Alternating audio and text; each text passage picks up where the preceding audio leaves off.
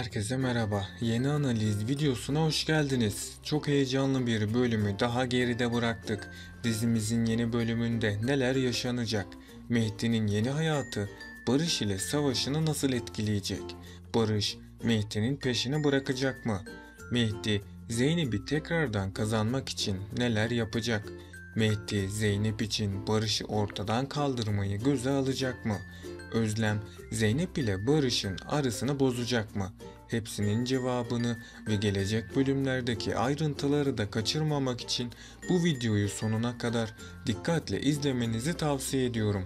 Öncelikle dizimizin final yapmasını istemiyorsanız ve ayrıca Zeynep'in güçlü bir kadın olmasını istiyorsanız da beğeni tuşuna basalım ve kaç kişi aynı fikirdeyiz görmüş olalım.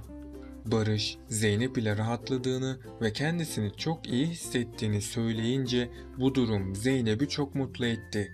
Barış ve Zeynep, Mehdi'den gelecek tehlikelerden korksalar da aşklarını yaşamaya başlayacaklar. Onları ayırmak isteyenlere rağmen Zeynep de Barış da çok mutlu. Barış, Mehdi'nin Zeynep için halen bir tehdit olduğunu düşünüp onun için endişelenmeye devam edecek. Mehdi ise Zeynep'i aklından çıkaramıyor.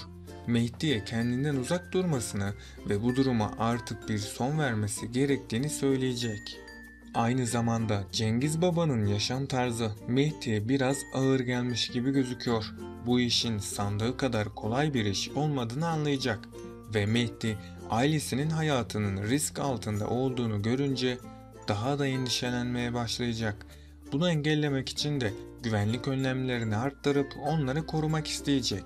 Daha önceki hayatına dönmek istese de Mehdi artık Cengiz Baba'ya olan borcundan dolayı bu işi devam ettirmek zorunda. Mehdi ise Benal ile birlikte olsa da aklı ve kalbi halen Zeynep'te. Benal bunun farkında ama Mehdi'ye bir şey söyleyip onu uzaklaştırmak istemiyor. Peki sizce Barış ile Zeynep arasındaki ilişkinin sonu nereye varacak? Aşağıda yorumlarınızı bekliyorum. Bakalım siz bu konuda ne düşünüyorsunuz? Dizimizde yeni bir olay daha gerçekleşecek. Barış ve Zeynep yakında evlenme kararı alacaklar. Ama onların aşkının aşması gereken bazı engeller var. Bunlardan birisi Özlem'dir. Özlem bir süreliğine Zeynep'in Barış ile evlenmesine izin vermeyecek. Diğer bir engel ise Mehdi'nin Zeynep ile uğraşmaya devam etmesidir. Ama Özlem ve Mehdi onları ayıramayacak. Çünkü Barış ve Zeynep arasındaki aşk bağı çok kuvvetlidir. Ama Mehdi Zeynep'i düşünmeye devam ederse Barış bu durumu kabullenemeyecek ve Zeynep ile olan ilişkisi yüzünden hayatından olacak. Zeynep de bu olanlara dayanamayıp akli dengesini kaybedecek. Zeynep bu zor zamanlarında kendi başına mücadele edecek. Zeynep tedavi görmeye başlayacak. Yavaş yavaş iyileşmeye başlayan Zeynep bu zamana kadar yapmış olduğu hatalarını fark edecek ve hayatına yepyeni bir başlangıç yapacak.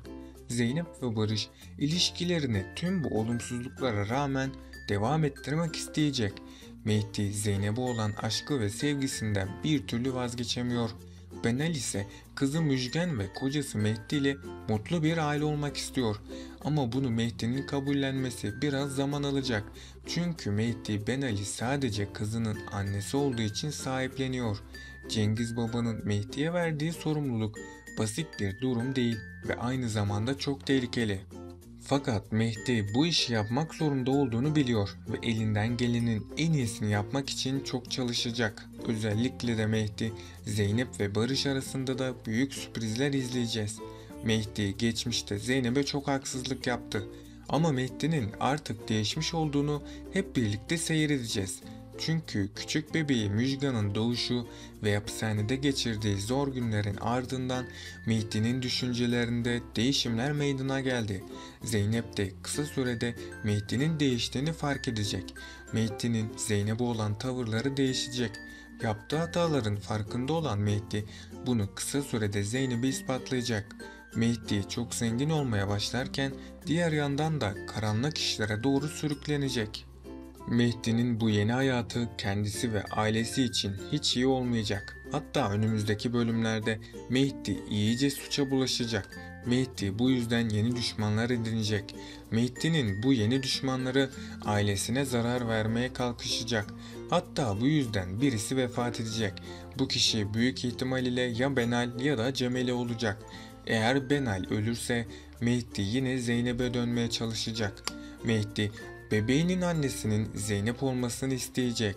Zeynep ise kötü bir çocukluk geçirdiği için vicdanının sesini dinleyecek ve onun bu teklifini reddedemeyecek. Zeynep bu suçluluk duygusundan kurtulamazsa bu onun sonu olacak.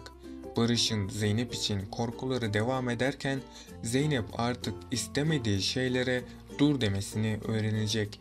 Ailesini bir arada tutmaya çalışan Mehdi Zeynep'i aklından çıkartamayacak. Artık çok daha tehlikeli işlere bulaşan Mehdi'nin bu halleri Cemile'yi de korkutmaya devam edecek. Artık dizide yepyeni bir döneme gireceğiz. Çünkü Barış ve Mehdi arasında güç savaşı başlayacak. Her ikisi de Zeynep'i bırakmak istemeyecek. Büyük ihtimal ile Zeynep Mehdi ile görüşmeye devam etmesine rağmen ona bir şans vermeyecek. Zeynep tam tersine Barış'ın yanında yer almaya başlayacak.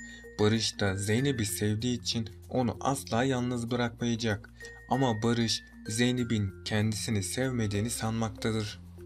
Ama Zeynep'in davranışları bu şekilde devam ederse Barış'ı kaybedecek. Çünkü Barış bu ilişki için çok çaba sarf etti. Ama Zeynep her defasında kendisini Barış'tan uzak tuttu. Barış ve Zeynep bu sorunu çözerse hayatlarına yeni bir başlangıç yapacak. Bunun sonucunda da Zeynep ve Barış evlenebilecek. Barış kısa süre içerisinde farklı bir kişilik olarak karşımıza çıkacak. Çünkü Barış'ın Özlem ile olan konuşması Barış'ın kendisine haksızlık ettiğini anlamasını sağladı. Bunu gören Zeynep çok şaşıracak. Mehdi ve Barış arasında yaşanan atışmaların dizimizin reytinglerini arttıracağını düşünmekteyim. Mehdi bir hata yapmayacak. Artık akıllı davranmaya çalışacak. Barış ise Mehdi'den kurtulmak için onu tekrardan hapse attırmaya çalışacak. Zeynep ise aklındaki sorularla kendisini büyük bir belirsizliğin içinde bulacak. Barış'ın gerçekten değişip değişmediğini anlamaya çalışacak. Barış'ın farklı bir karakterinin daha olduğunun ilk defa farkına varacak. Ama şu anlık Zeynep ile Barış'ın ilişkisi hayal ettikleri şekilde sorunsuz bir şekilde ilerlemekte. Evet arkadaşlar, bugünkü analiz videomun da sonuna geldik. Bunun gibi videoların devam etmesini istiyorsanız kanalıma abone olup bu videoyu beğenerek destek olabilirsiniz. Sonraki videolarda görüşmek üzere, hoşça kalın.